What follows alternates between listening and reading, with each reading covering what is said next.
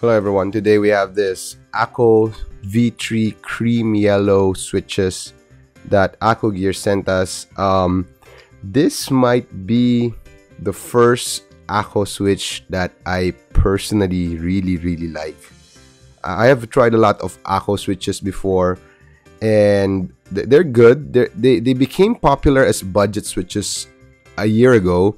A lot of the enthusiasts in the community would recommend AKKO switches, and then after a while they kind of got out of the scene. I don't know why. Probably because there are a lot of budget options that were really good, like the Gatron Milk Yellow Pro, the KTT switches. Those switches are really good.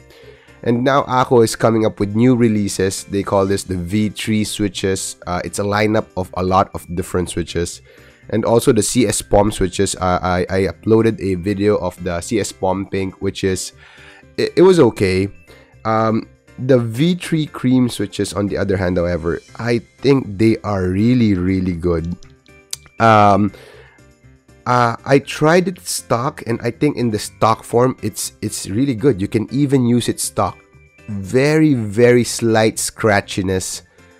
I don't think you'd even notice it in actual usage, and once you lube them, it changes the sound profile a bit. But these are long pole switches according to AKKO, and it sounds really good. And sounds really lively. You heard the sound test, and it's really good on a board that is by default a bit muted like this one.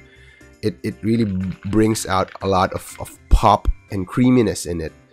And there's a very limited information on the internet on which material it is. I can tell you that it has an 8mm standard spring with a 55-gram actuation force. Kind of boring, huh? But however, when in actual usage, the springs are perfect. They feel perfect for me. Although I told you I prefer 65 gram. The springs on this one, the first AKKO switch that I've tried, that I think is not too light for my preference. So that's worthy to note. Really good. You should consider this, considering that they are priced really competitively. This could be one of my top switch recommendations as of the moment.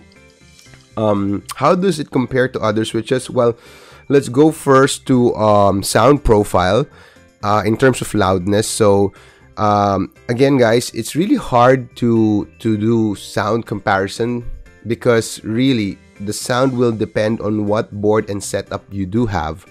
So what I'll be doing from now on when I'm comparing switches is to compare it and rank it from the score of 1 to 5. But that score would be arbitrary because it will be dependent on which switch I place as the 5 and which switch I place as the 1. Alright? So in terms of loudness, if we will put Zaku's as 5, Gatron Milky Yellow Pro at the level 2, this will somewhere fall between around 3.5 to maybe 4 in terms of loudness. Alright? What about in terms of clackiness or thockiness? If I put the Fecker Matchas and the Gatron Milky Yellow Pros at around 1.5 being thauky, and the Zaku's at around 5 being clacky, again, this will somewhere fall around 3.5 to 4. Right?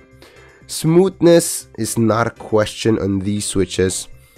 Once they are lubed, they'd probably kick in at around 4.5. Not the smoothest switches I've tried, but very smooth once lubed. On the stock, they will come in at around 3.5 to around 4 out of 5. That's how I rate these switches. Really good. Do I recommend them? Yes, I do recommend them. They're really good, especially if you love the sound profile.